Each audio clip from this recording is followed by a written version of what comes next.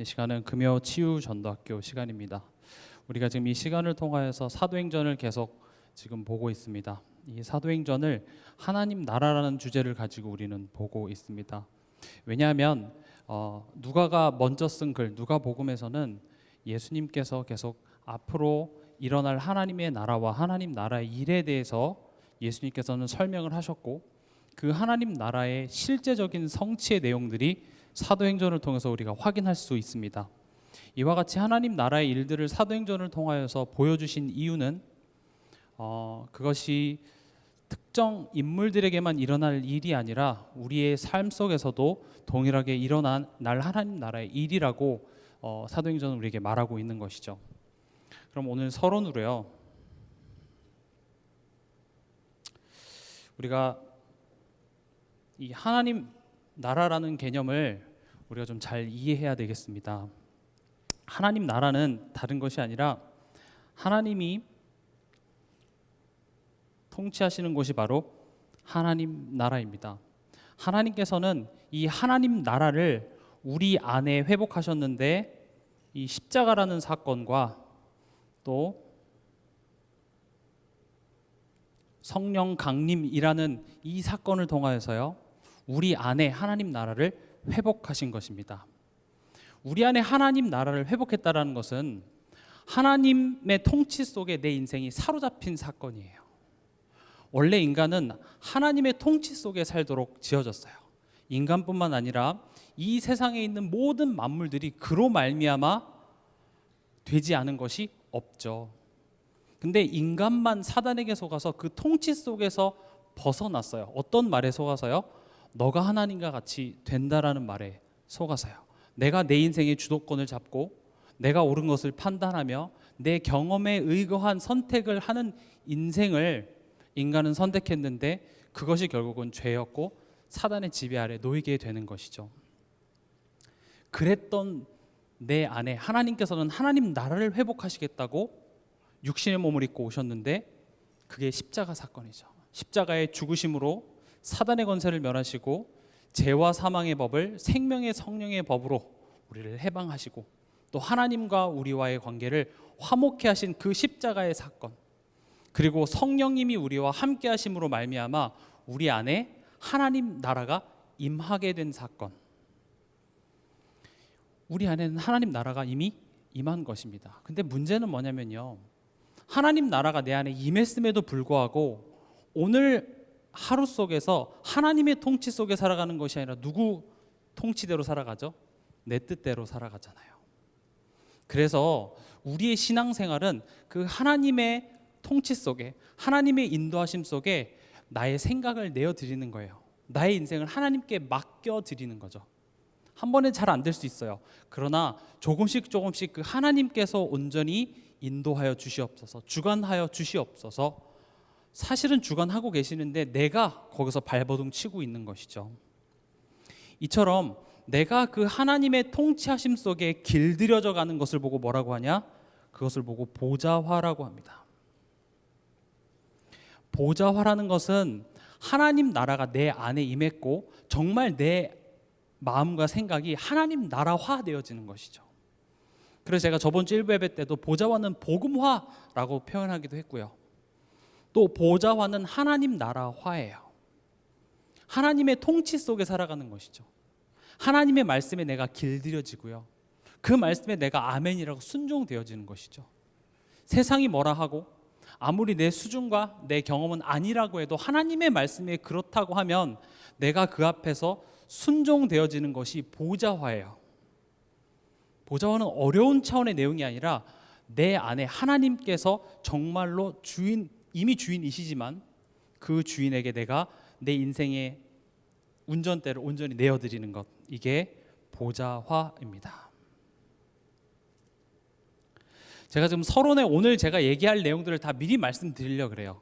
왜냐하면 시간이 지나면 지날수록 여러분들의 집중력은 떨어지기 때문에 서론만 잘 들으시면 주무셔도 괜찮습니다. 그래서 서론에 제가 오늘 말씀드릴 내용을 한번 다 얘기를 한번 해볼게요. 그러면 하나님의 방법은 뭘까요?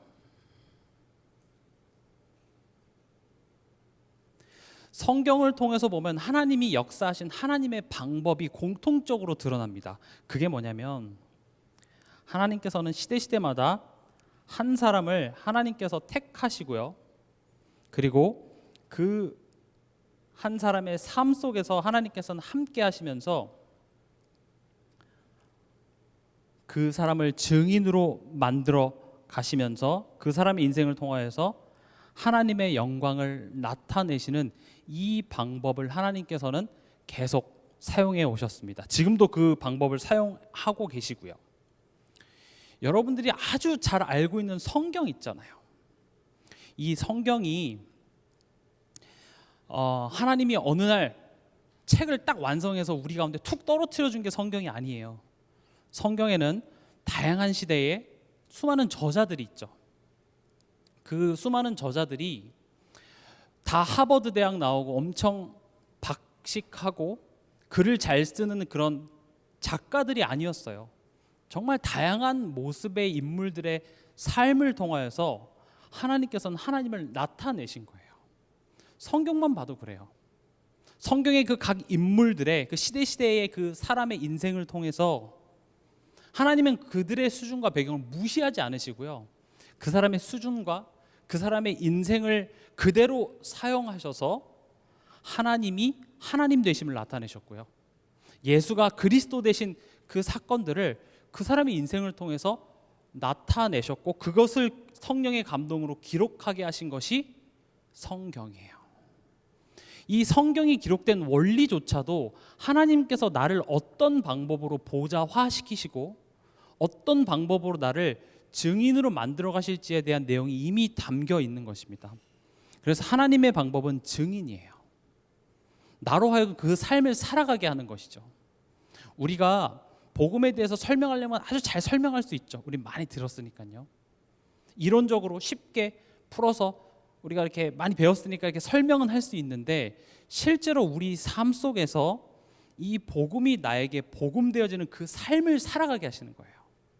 그래서 그 삶을 통하여서 실제로 체험되진 그 복음, 그것이 내 삶에 하나님의 영광으로 나타나지는 것, 이게 하나님이 쓰시는 하나님의 방법이에요. 그래서 예수님께서는 내 증인되리라라고 말씀하셨어요. 하나님이 그냥 나와 상관없이 그냥 하나님이 내 삶을 막 바꿔주시고 내 삶에 막 그런 역사들을 일으켜주시면 훨씬 빠를 것 같은데요 라고 우리는 질문할 수 있겠지만 하나님은 그렇게 하지 않으셨어요. 아브라함을 불러놓고 그 오랜 기간 동안 아브라함을 만들어 가셨어요. 그냥 바로 아들 주고 바로 그냥 딱 순간 이동해서 가나안 땅에 넣어주면 얼마나 좋아요. 그렇죠? 이스라엘 백성들을 출애굽시켜서 바로 그냥 젖과 꿀이 흐르는 그 땅으로 가게 하면 좋은데 80년이라는 그 광야길을 걷게 하셨어요. 그런 과정들을 통하여서 하나님의 하나님 되심을, 유월절 비밀의 그 그리스도의 의미를 깨달아 가게 하시는 것이죠. 그래서 그들의 인생 자체가 하나님의 영광을 나타내는 하나의 롤 모델이 되어지는 거예요. 우리는 기도하죠. 빨리 좀 되게 해달라고, 빨리 이런 문제가 없게 해달라고, 빨리 이런 과정 없이 결과를 달라고 항상 우리는 기도해요. 근데 하나님은 그렇게 하지 않으세요. 하나님은 정말로 복음이 주인된 그 삶을 살아라고 말씀하십니다. 근데 그런 삶을 살다 보면 참 복음이 우리랑 안 맞아요. 하나님의 말씀이 나랑 너무 안 맞아요. 그래서 갈등이 찾아와요. 그래서 힘들어요. 그런데 우리가 하나님 자녀가 됐다라는 것은 그런 갈등이 저주가 아니라 축복이라는 거예요. 그런 과정이 나의 옛 것들이 진짜 무너지고 정말 새 것으로 매일매일 거듭나지는 바로 그 사건이다라고 하나님께서는 얘기하시는 것이죠. 그래서 여러분들의 이번 일주일 삶 속에 뭔가 머리로는 알겠는데 내 삶 속에서 잘 안 되어진다? 그거 안 좋은 거 아니에요. 그러기 때문에 나는 하나님께 질문하고요. 더욱더 복음 앞에 나오고요. 하나님은 그 시간이 우리에게 필요하다고 얘기하시는 거예요. 근데 우리는 그런 과정을 겪기가 싫어요. 그냥 빨리 가나안 땅이었으면 좋겠는 것이죠. 여러분들이 성경이 기록된 그 모양을 보시면 하나님은 그렇게 역사하지 않으셨습니다. 그래서 하나님은 나를 택하시고 또 내 삶 속에서 하나님의 하나님 되심을, 예수가 내 인생의 그리스도 되시고 주 되심을 나로 하여금 실제로 체험하고 또 그 앞에서 내가 완전히 항복하기를, 그래서 내 인생 자체가 복음을 나타내는 어떤 전광판, 광고판으로 하나님께서 만들어 가시겠다라는 거죠. 이렇게 길게 얘기한 거를 세 단어로 정리를 하셨는데 뭐라고 정리하셨냐면 플랫폼, 뭐죠? 파수망대였나요?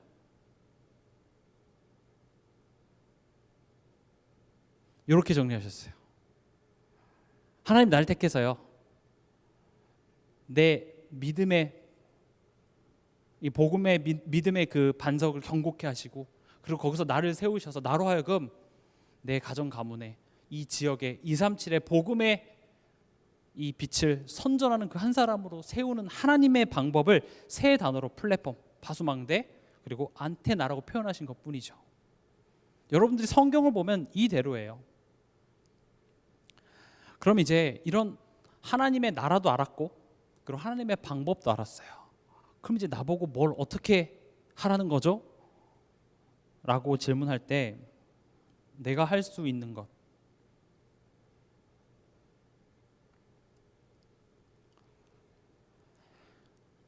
더 중요한 건 오늘 내가 할 수 있는 것이죠. 오늘 내가 할 수 있는 것이 뭐냐? 다른 것 없습니다. 기도와 말씀입니다. 기도라는 행위, 말씀을 듣는 행위를 얘기하는 것이 아니라 기도와 말씀을 통한 내게 들려지는 그 복음을 얘기하는 것이죠. 그래서 오늘의 말씀의 제목이 오로지 기도와 말씀 운동입니다. 이제 서론 끝났어요. 바쁘신 분들은 가셔도 되고요.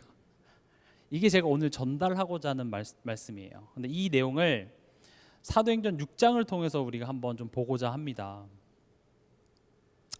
사단은 어떻게든 이것만 되지 못하게 해요. 우리 안에 하나님 나라가 임하지 못하게 하고요. 임했어도 그 하나님의 통치와 상관없이 옛날에 내가 살았던 나의 기준대로, 나의 방법대로 다시 돌아가도록 만드는 것이 사단입니다.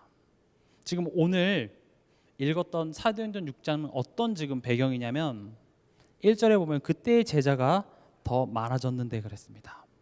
사람이 많아졌어요. 제자가 많아졌어요. 사람이 많아지면 뭐가 필요하죠? 당연히 음식이 필요하겠죠. 지금처럼 예수님이 집회하고 각자 식당에서 뭐 먹고 오세요 하고 먹고 오는 그런 개념이 아니죠. 이때는 그냥 예수님이 뭐 산 이런 데서 했어요. 뭐 산에 뭐 먹을 게 뭐 있겠습니까? 뭐 칡뿌리를 캐서 먹겠어요. 그 수천 명의 사람들이. 그래서 음식들을 좀 여유 있는 사람들이 자기 재산을 내놓고 그런 돈을 가지고 음식을 사다가 조금 형편이 어려운 사람들에게는 매일매일 이렇게 음식을 배급하는 식으로 주는 그런 시스템이 있었나 봐요. 근데 이제 헬라파 히브리인들, 다시 말하면 유대인인데 헬라어를 쓰는, 지금으로 말하면 한국 사람인데 미국에서 이민 가서 살다가 지금 한국으로 돌아온 거예요. 그런 사람들 중에 과부들 있잖아요. 그러니까 자기네 본토 사람들만 챙기고 그런 히브리 과부죠.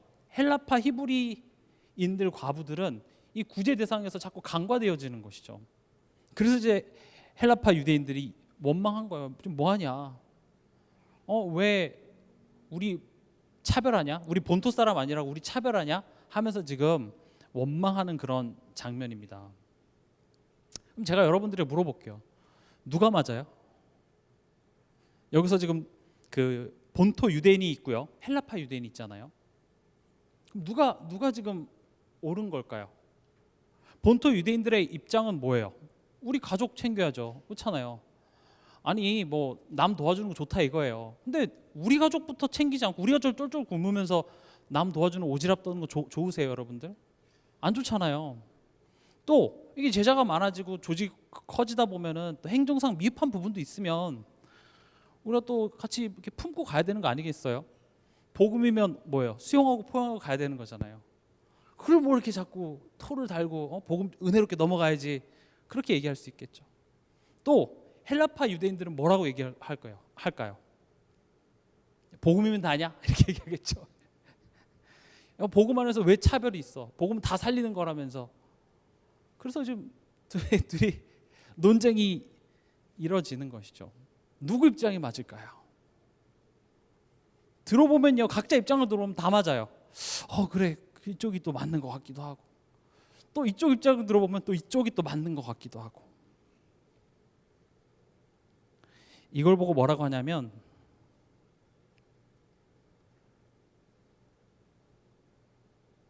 사단의 물타기라고 합니다. 여러분, 물타기라는 아시죠? 본질을 자꾸 흐리게 하는 거예요. 지금 그 구제가 이게 중요한가요? 물론 중요하죠. 근데 지금 포인트가 뭐냐면 이 좀 미흡한 부분을 그렇게 드러내서 그걸로 하여금 가장 중요한 본질을 흐리게 만드는 사단의 물타기였다라는 것이죠. 제가 만약 오늘 설교를 본토 유대인의 입장에 서서 계속 얘기한다고 해보세요. 듣다 보면 뭐 그런 것 같아요. 또 반대로 헬라파 유대인의 입장에서 서서 모두를 살려야 되지, 구제해야 되지, 이런 입장으로 제가 계속 말씀을 한다고 하면 여러분들이 또 뭐 그럴 수 있겠지. 근데 중요한 건 뭐냐면 가장 중요한 본질을 흐리는 사단의 정체를 우리가 인지하지 못한다면 좋은 말 같지만 아무런 도움이 안 돼요. 지금 1절에 나와 있는 것처럼 제자가 많아졌다라는 것은 규모가 커졌다는 거예요.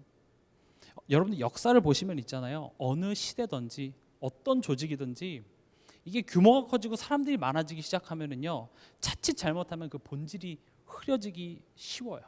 그 본질이 흐려지면은요, 어김없이 쇠퇴의 길을 걷게 되는 그런 역사의 반복들을 우리가 볼 수 있어요. 근데 오늘 사도행전 6장의 내용은요, 그런 상황 속에 정확히 오히려 이런 상황을 통해서 본질에 집중해서 더 큰 응답을 받게 되어지는 장면들을 우리가 볼 수 있습니다. 사도행전 6장 2절에 보면은요, 12사도가 모든 제자를 불러 이르되 우리가 하나님의 말씀을 제쳐놓고 접대를 일삼는 것이 마땅하지 아니하니 그랬습니다. 여기서 포인트는요, 하나님의 말씀을 제쳐놓고요.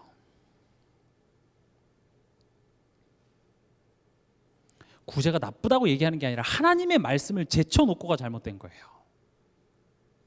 뭐 요즘 뭐 코로나 해서 뭐 교회 오는 게 맞냐 아니냐, 그 각자 입장 들으면 다 맞아요. 근데 문제는 뭐냐면 하나님의 말씀을 제쳐놓고가 잘못된 거예요. 교회 와야만 한다, 맞아요. 코로나인데 무슨 교회냐, 맞아요. 문제는 그것을 주장하는 내 삶이 하나님의 말씀을 제쳐놓고라는 것이죠. 여러분들은 어떠신가요? 지금 내가 내 인생에 이게 문제고 저것 때문에 힘들고 이것만 없었으면, 그런 나의 마음속에 하나님의 말씀을 제쳐놓고 있지는 않으신가요? 사도들은 이걸 봤어요. 이게 옳다, 저게 옳다, 지금 논쟁하고 시스템이 잘못됐고 저 사람이 잘못됐고 요거 싸우고 있을 때 사도들은 뭘 봤냐?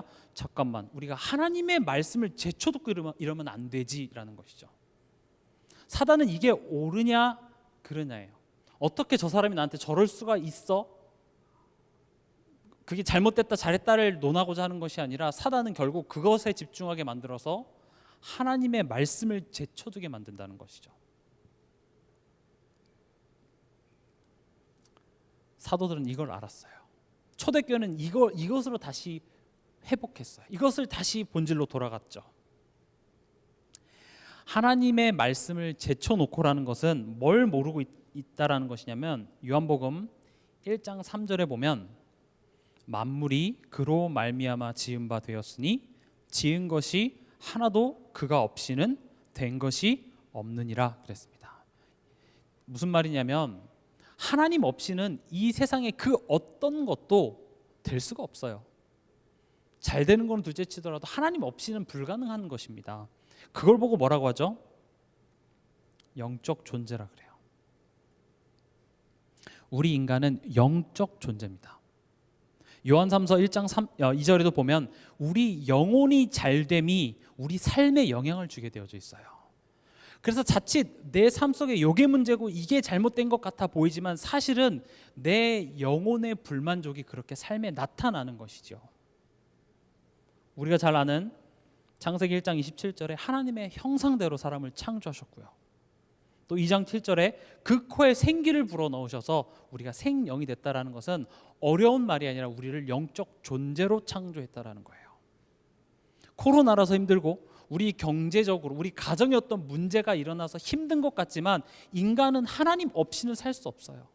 그 하나님으로 만족되어지고 그 하나님으로 내 삶 속에 기쁨과 안식이 회복되어질 때 그 영향력이 내 삶에 나게 되어져 있는데 우리는 문제가 생기면 영적인 거라 인식하지 못하고 매우 육적인 것으로 풀어내죠.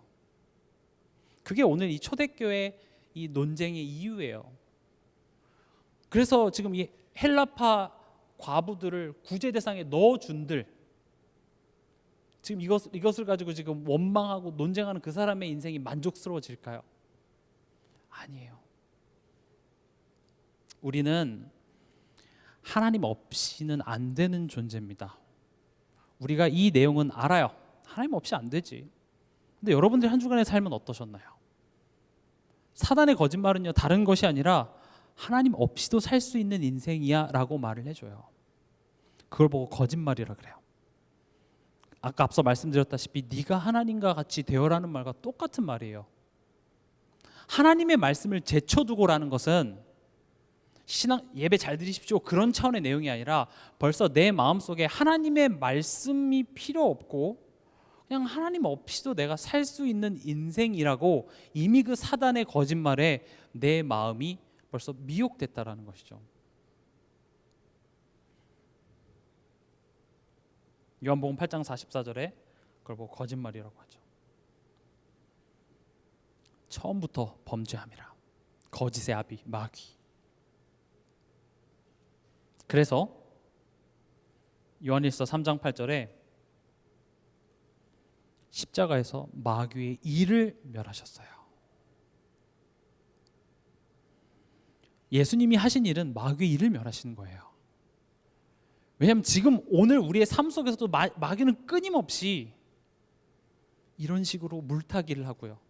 가장 중요한 것만 보지 못하게 하고 육적인 것에 사로잡혀서 심지어 우리는 복음을 받았고 하나님의 자녀가 돼서 근본적으로 사망에서 생명으로 옮겨졌음에도 불구하고 하나님의 그 통치 속에서 내가 길들여지고 순종되어지는 것보다는 그냥 문제가 생기고 어떤 과거에 나를 상처 줬던 그 비슷한 상황만 생기면 나도 모르게 두렵죠.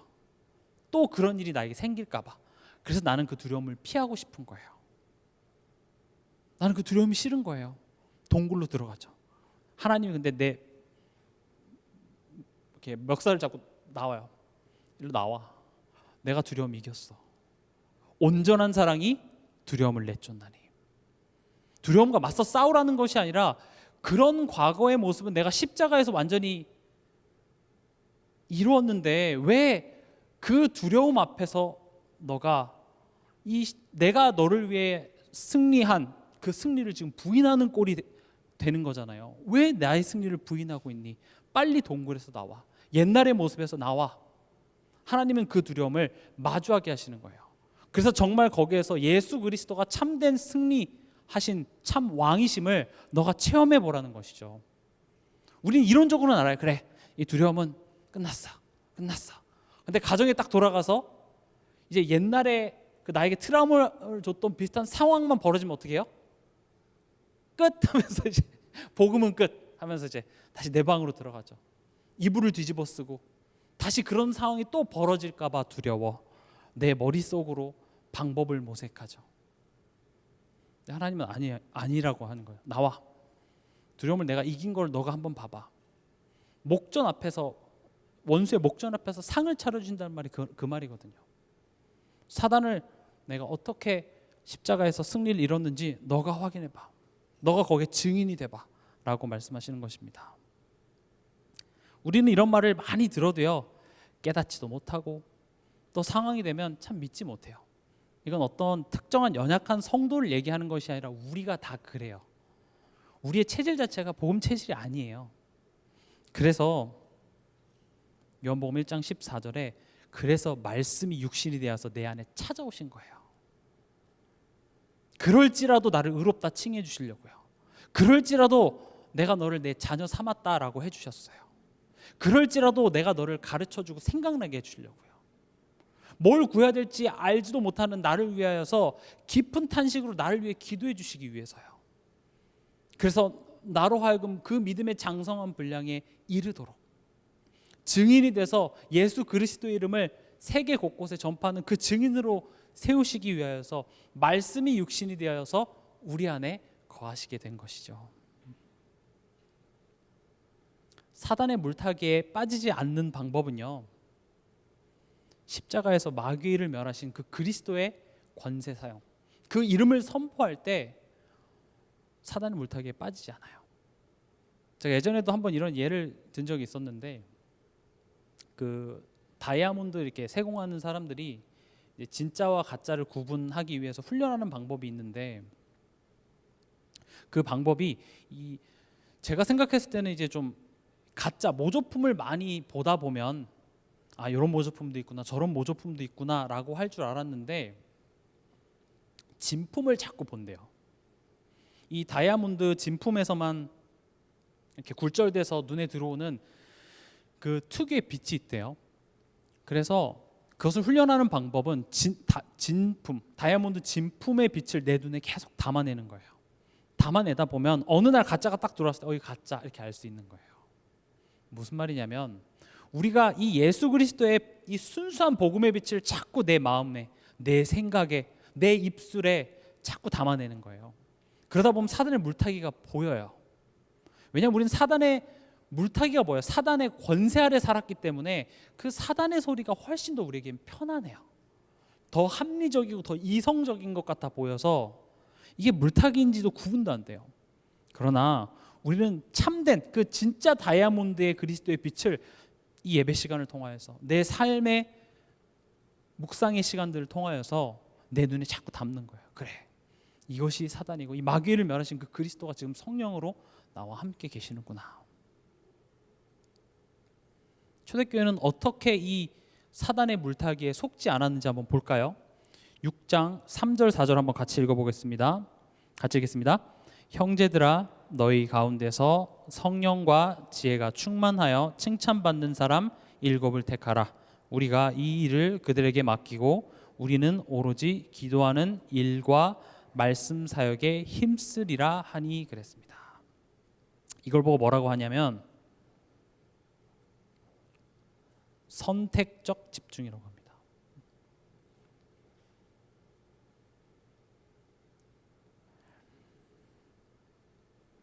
이걸 잘못 이해하면 그러면 돈도 벌지 말고 가정 내팽개치고 그냥 교회 와서 뭐 예배만 드리고 기도만 하란 말입니까? 그 말이 아닙니다. 이것은 무슨 말이냐면은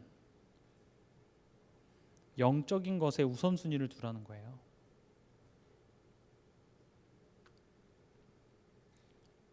선택적 집중이라는 말이 어려서 그렇지 뭐가 더 중요한지를 아는 거죠. 내 영혼이 잘됨 같이 영혼이 중요하다는 걸 알죠. 왜냐하면 나는 영적 존재니까. 그래서 영혼의 유익함, 영혼의 잘 되는 것에 내가 먼저 집중하는 거예요. 한 주간 제가 이것저것 말씀 사역하면서 참 많은 사람들이 인생이 참 불만족스러워요. 뭐 많은 사람이라고 할 것도 없고 모든 인생은 참 불만족스럽죠. 잘 살건 못 살건, 학력이 높건 낮건 상관없이 그냥 인생은 불만족스럽습니다. 제가 앞서 말씀드렸다시피 인간은 영적인 존재고 하나님 없이는, 하나님이 주시는 그 은혜의 풍성함 없이는 절대 만족스러울 수가 없어요. 근데 이게 영혼의 불만족이라고 우리가 인식을 못하기 때문에 이걸 육적으로 풀죠. 남편이 문제입니까? 그럼 이혼이 답이죠. 그렇잖아요. 같이 못 살잖아요. 그럼 뭐 어떻게 해야 되겠어요? 이혼하죠. 이혼하면은 내 인생이 굉장히 달라질 것 같습니까? 이혼해서 아무도 없는 곳에서 내가 새로운 새 출발을 하면 뭔가 내 삶이 만족스럽고 행복할 것 같습니까? 교회가 문제세요? 교회 때문에 내 인생이 불행하다고 느껴지십니까? 그럼 다른 교회 가면 되겠죠.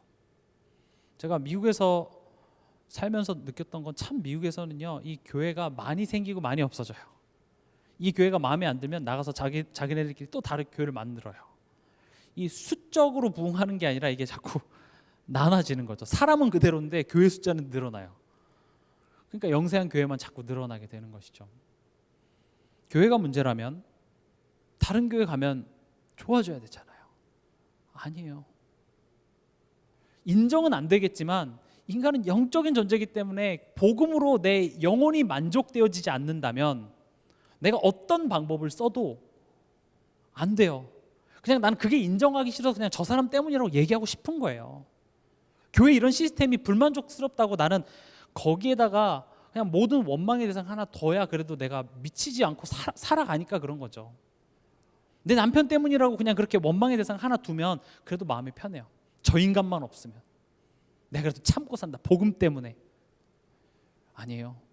복음은 나를 살리기 위함이에요. 남편의 문제가 아니에요.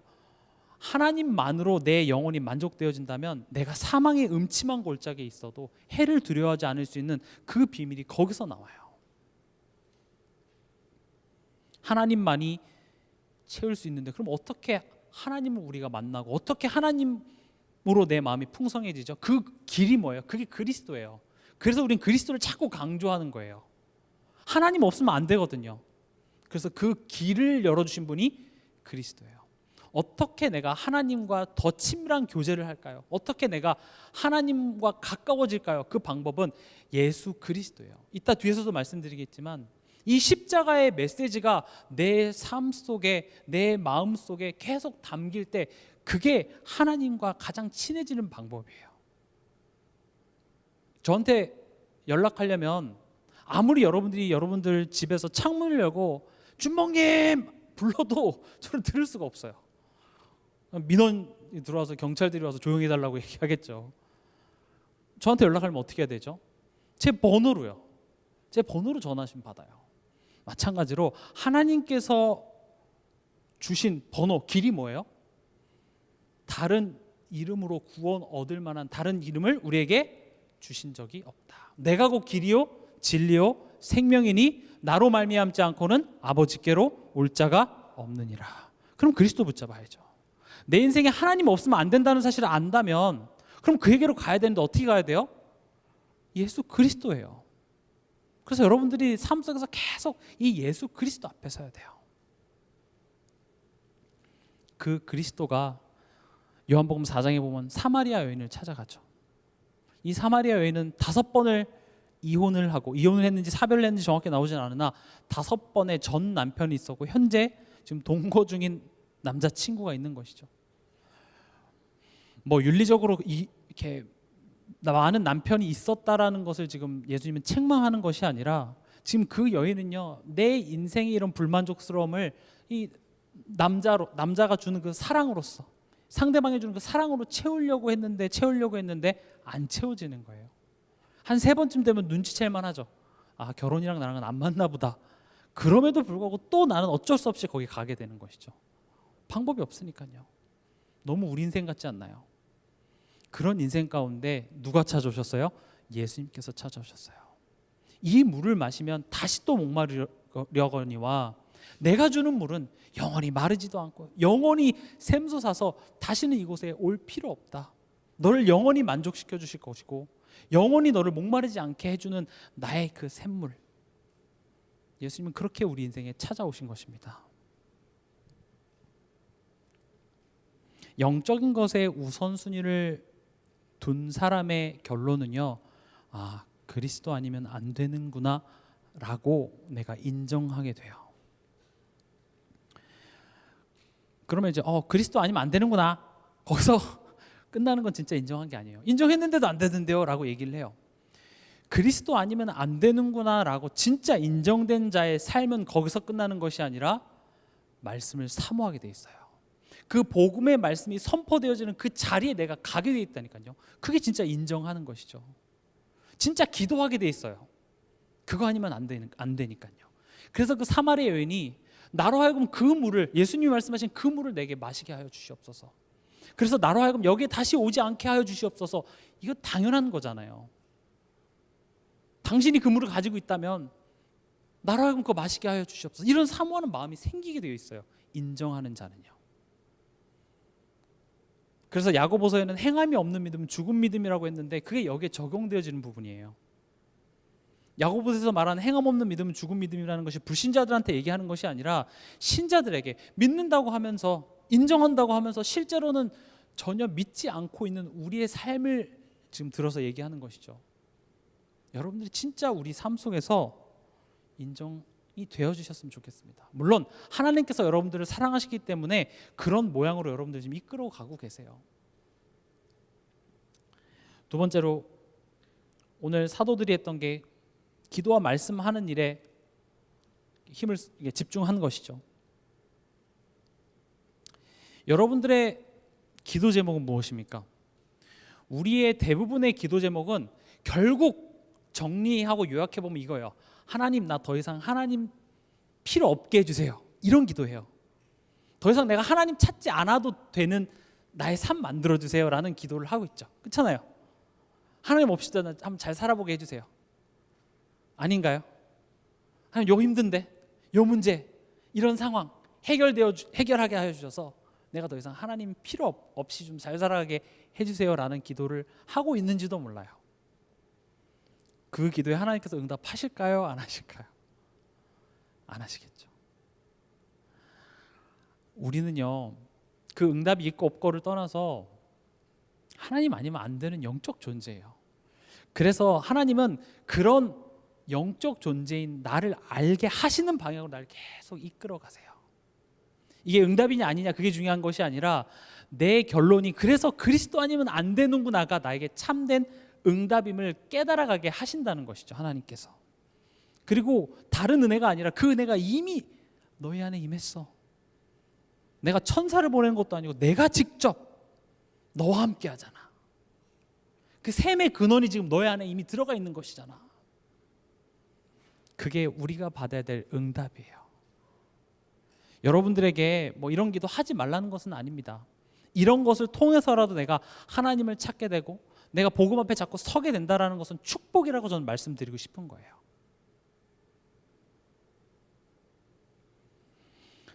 초대교회 사람들은 이런 사단의 물타기 앞에서 어디에 우선순위를 뒀다고요? 영적인 것에 우선순위를 두고요.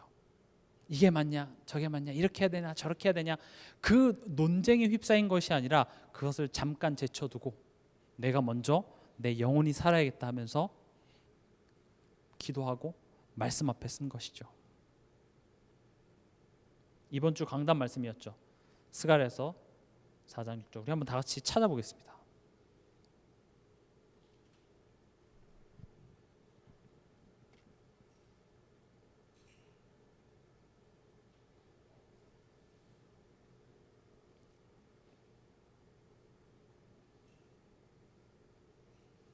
스가랴서 4장 6절입니다. 같이 읽겠습니다. 그가 내게 대답하여 이르되 여호와께서 스룹바벨에게 하신 말씀이 이러하니라. 만군의 여호와께서 말씀하시되 이는 힘으로 되지 아니하며 능력으로 되지 아니하고 오직 나의 영으로 되느니라. 아멘. 이게 맞습니까? 저게 맞습니까? 아니에요. 하나님의 말씀이 임해야 돼요. 지금 오늘 이 스가랴 4장 6절에는 스룹바벨에게 하나님의 말씀이 임한 거예요. 지금 이 시간 여러분들 마음속에 뭔가 여러 가지로 복잡한 여러분들 생각 속에 하나님의 말씀이 임하시길 바랍니다. 하나님의 말씀이 임한다라는 것은 무슨 환청이 들려야 된다는 소리가 아니라 말씀이신 성삼위 하나님께서 내 인생에 찾아오시고요. 십자가에서 완성하시고 지금 나와 함께 하시는 그 복음의 내용이 내 삶에 실제적인 답으로 믿어지는 것이 말씀이 임하는 거예요. 왜 말씀이 임해야 되죠? 여기 답이 나와 있잖아요. 이는 힘으로 되지 아니하며 능력으로 되지 아니하고. 이게 이유예요. 근데 하나님 아니에요. 아닐 것 같아요. 내 힘으로 될 것 같아. 이렇게만 하면 될 것 같아요. 이렇게 해 주시옵소서. 하나님 말씀은 알겠지만 이렇게 해 주시옵소서. 말씀 말고 돈을 주시옵소서. 말씀 말고 저 인간을 어떻게 좀 해주시옵소서. 우리는 그렇게 기도를 하죠. 하나님은 얘기하십니다. 힘으로 되지 아니하며 능력으로 되지 아니하고 오직 나의 영으로 되느니라. 여기서 나의 영이라는 것은 십자가에서 회복하신 그 하나님의 나라가 내 안에 임하고 내가 그 하나님의 통치 속에서 내가 항복하고 길들여지고 그분이 내 인생을 이끌어 가고 계심이 내가 완전히 믿어지는 그 과정입니다. 그래서 제가 몇 주 전부터 계속 이 단어를 말씀드리고 있죠. 회심입니다. 우리가 회심이라고 했을 때 사도 바울처럼 다메섹에서 이렇게 내 인생이 터닝 포인트가 되는 그 한 순간도 회심이지만 제가 말씀드리고 싶은 것은 지속적 회심이에요. 회심이라는 것은 회개와 믿음을 합친 말입니다. 우리가 기도 시간과 예배 시간을 통하여서 내가 창세기 3장 속에 죄 가운데 사단에게 붙잡혀 있었던 나였음을 깨닫고 이럴 필요 없는 존재임에도 불구하고 내가 또 사단의 물타기에 속아서 이번 한 주간도 속았었는데 이게 남편 문제도 아니고 경제 문제도 아니고 자녀 문제도 아니고 영적인 것이었음을 내가 깨닫고 그래서 나는 그리스도 앞에 또 나아가는 거예요. 이걸 보고 회심이라 그래요. 예배 시간을 통하여서 그래서 굳이 여러분 회심하십시오라는 말이 필요 없는 게 복음이 선포되어지는 강단 속에서는 이 회심이 계속 우리 마음속에 일어나게 되어져 있습니다. 이번 주 강단 말씀에 목사님이 무슨 말씀하실지 저는 알아요. 다음 달 화집회 때 류 목사님이 뭐 말씀하실지 저는 안 되니까요. 창세기 3장 속에 우리 인간이 죄 가운데 빠져서 나 중심, 육신 중심, 세상 성공 중심에 살 수밖에 없어서 창세기 3장 15절 여자의 후손 보내주셔서 그 그리스도로 말미암아 구원받았다 이 얘기할 거잖아요. 왜 그걸 계속 얘기하죠? 우리가 그것을 들을 때 내 마음속에 그냥 그렇구나 기본 메시지가 아니라 내 마음속에 회심이 일어나야 되는 거예요. 맞아, 내가 저런데 그래서 내가 그리스도 필요하구나. 그 구원이 지금 내 안에 임한 것이구나. 그분께 내 삶을 맡기면 되는 것이구나. 육적인 것이 아니라 이건 영적인 것이구나. 나는 영적인 존재이기 때문에 그 그리스도를 힘입어서 하나님만으로 내가 만족하고 그 안에서 평안을 누리는 존재구나라는 것을 내 마음속에서 또 회개라는 건 뭐죠? 거기서 돌이키는 거예요. 돌이켜서 360도 돌면 어떻게 돼요? 다시 제자리죠. 그래서 그리스도로 돌아가야 돼요. 여기 안 돼 하면서 돌고 다시 제자리에 오는 성도들이 많아요. 주일날 와서 그래 이러지 말아야지 하고 일주일 동안 째깍 돌아서 다시 제자리에 오는 경우가 많죠. 그래서 주여 천부여 의지 없어서 하면 손 들고 내가 또 와요. 그럼 신앙생활 발전이 없어요. 어디로 자꾸 돌아가야 돼요? 그리스도로 자꾸 돌아가야 되는 것이죠. 그래서 이 지속적 회심이 바로 이 보좌와의 축복을 누리는 방법이에요.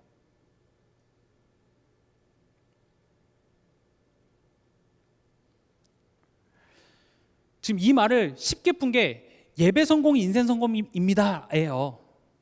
진짜 기도 성공하면 성공합니다. 영적 싸움이 될 수 있습니다.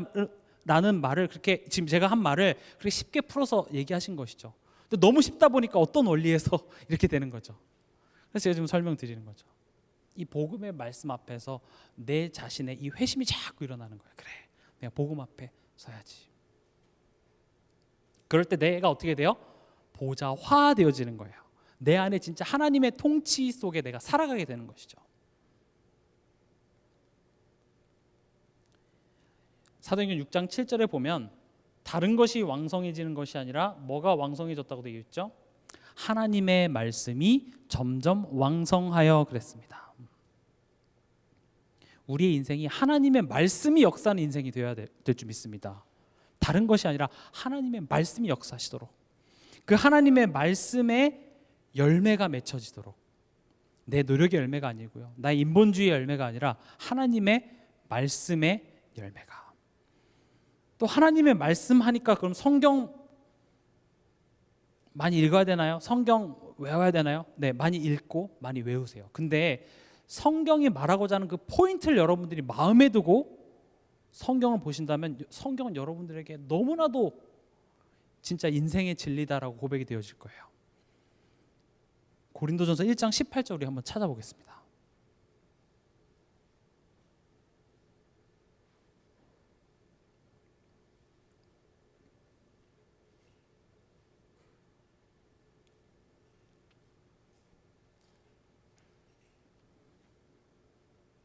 같이 읽겠습니다. 십자가의 도가 멸망하는 자들에게는 미련한 것이요 구원을 받는 우리에게는 하나님의 능력이라. 아멘. 제가 왜 이거 찾아보자고 했냐면 하나님의 말씀을 어떤 성경책이라는 개념으로 받아들이지 마시고요. 십자가의 도입니다. 성경은 이 십자가의 도는 도를 아십니까? 이게 아니라 십자가 메시지예요. 십자가 메시지 설명하기 위해 쓰여진 책이 뭐예요? 성경책이에요. 그럼 성경을 통해서 내가 이 십자가의 메시지를 찾아낼 수 있는 게 성경을 좀 올바로 읽는 것이죠. 성경을 읽어라, 많이 읽어야 된다, 많이 읽을 필요 없다, 이 논쟁에 빠지는 것도 결국 또 뭐예요? 이 히브리파, 헬라파 이 구제에 빠진 것 때문에 논쟁하는 것도 똑같아요. 우리는 그 사단의 물타기에 빠질 필요 없어요. 우리는 영적인 거, 복음에 집중해야 돼요. 그럼 성경을 통해서 우리는 이 십자가의 메시지, 어디를 펴서 읽더라도 이 성경을 가지고 예수 그리스도의 고난 받으셔야 되는 이유와 죽으셔야만 하고 부활하셔야만 하는 그 이유를, 그 당위성을 내가 찾아내서 그것을 오늘 내 삶 속에 답으로 붙잡을 수 있어야 된다라는 것이죠. 그랬을 때 이 하나님의 말씀이 결국 뭐예요? 우리에게는 하나님의 능력이 됨이라. 믿지 않는 내 가족들이 봤을 땐 내가 미련해 보일 수 있어요. 가서 돈 벌어야지, 교회 가고 오히려 돈을 갖다 바치고 있냐 하면서 나를 구박할 수 있으나 우리에게는 이 십자가의 메시지가 하나님의 능력이 되는 것입니다. 하나님의 능력이라는 것은 이 하나님의 능력 앞에 뭐가 무너져요? 흑암이 무너지고요. 하나님의 능력 앞에 의사가 고치지 못하는 그 질병의 병마가 떠나가기도 하고요. 하나님 나라 일이 일어나는 그 능력, 그것이 어디 앞에서요?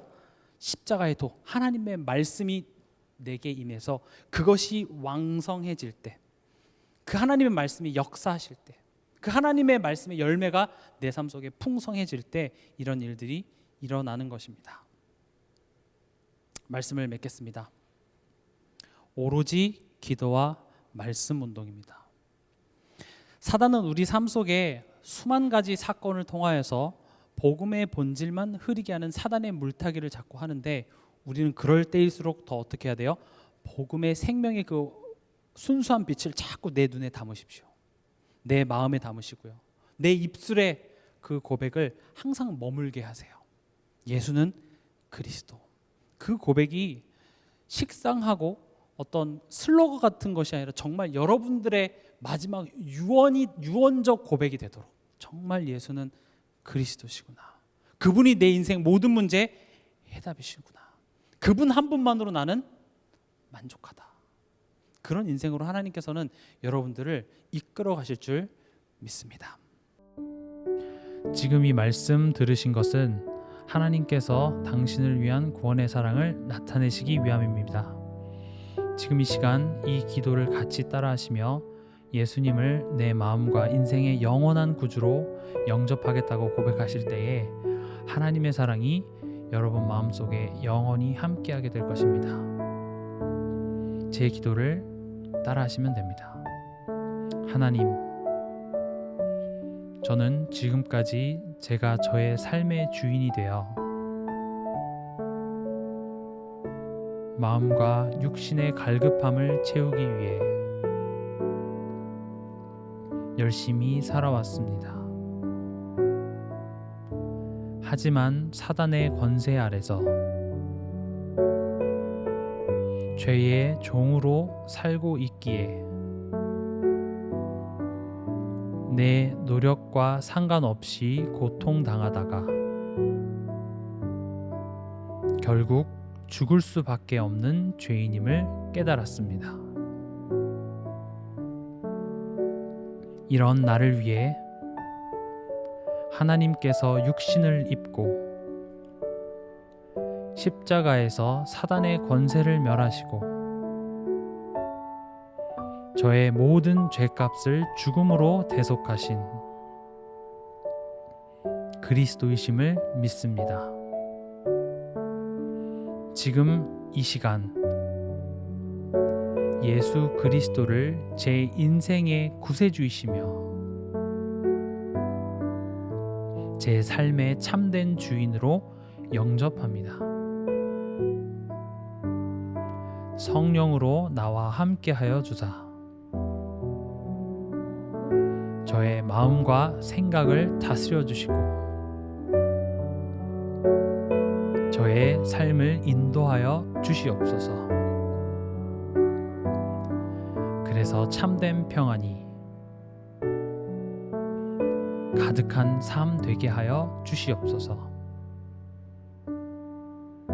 예수 그리스도의 이름으로 기도합니다.